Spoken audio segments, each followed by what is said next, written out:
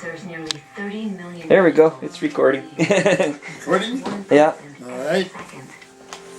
So, we got some stories. So tell us some stories. I love that story about when you were a butcher and that woman who came in, the bone and stuff. Do I dare tell it? Sure.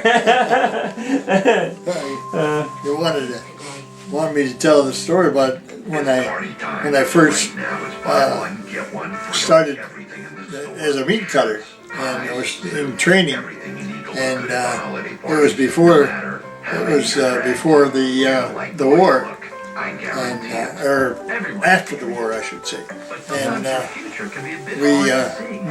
meat was rationed, and my boss, he'd go to the farmers and he'd buy a beef, and we'd cut it up and put it in the meat case, and when the people would see that we had meat there, why they'd come in and within a day's time they would wipe us right out.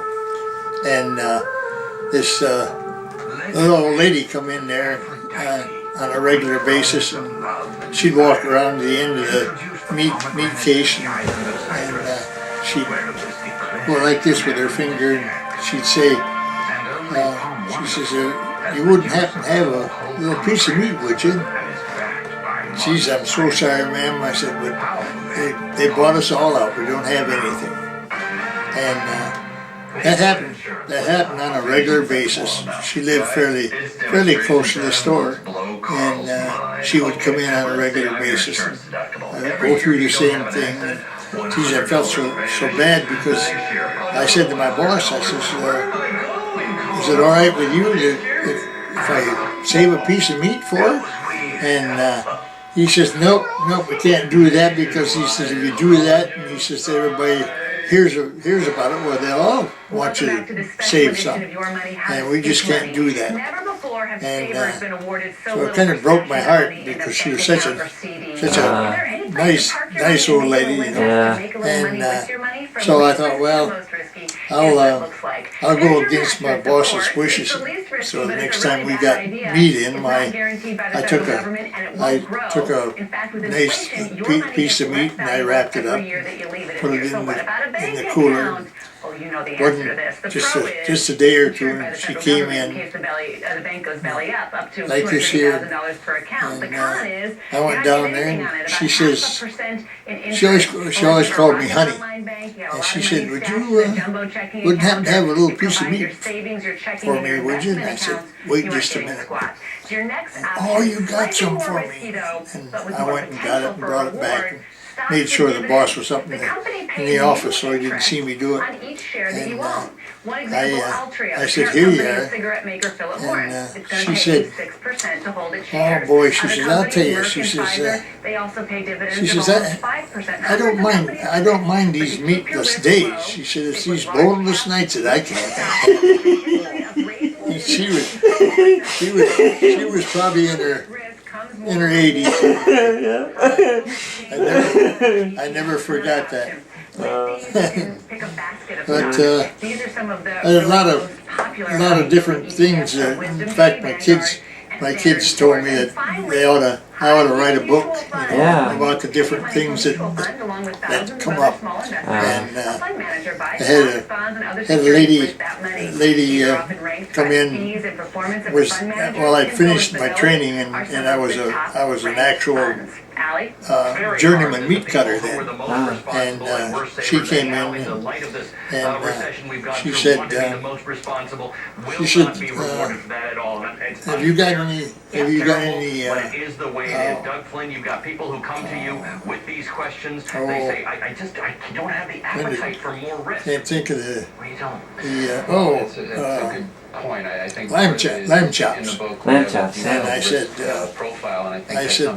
"No, I don't have."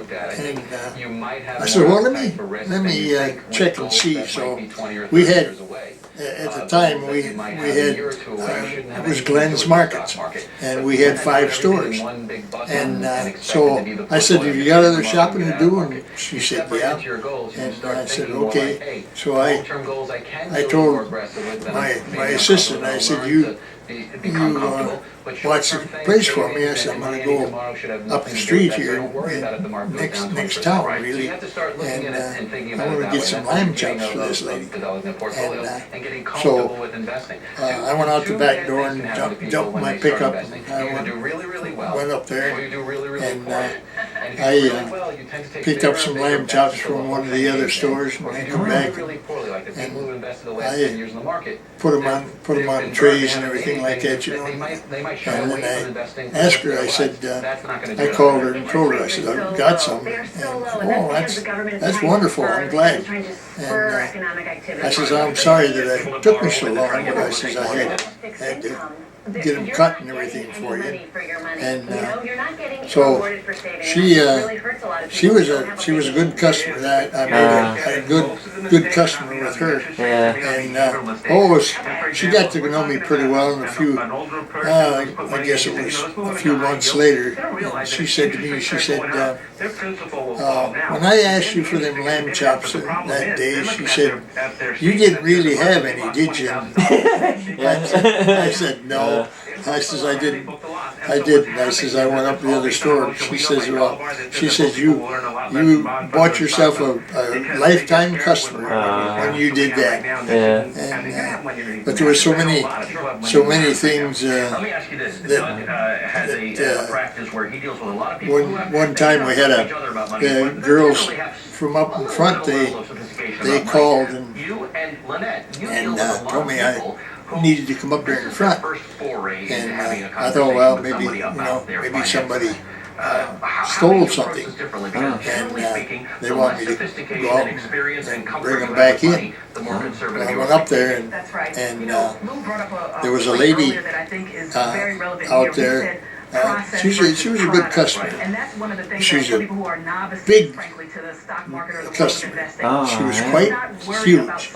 And she had locked the door on her car. And she tried to go in from the passenger side. She tried to go in the window, and she was. Oh my God! She was stuck in the window, and she couldn't get back out. And the girl said, "I think you better come up here and help." So I went up there, and I said, "Have you got the keys to the door?" And she says, "No, that door, the driver's side door is broke." She said, "Can't get in." And so I got one of the other girls, checkers, to come up there, and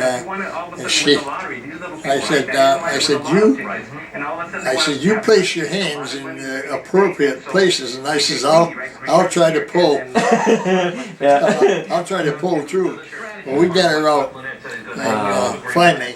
It was kind of a chore, but we got her out. So that was one of the stories that my kids said, you ought to put that in a book.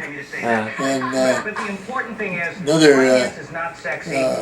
another lady, she always came in, and she was a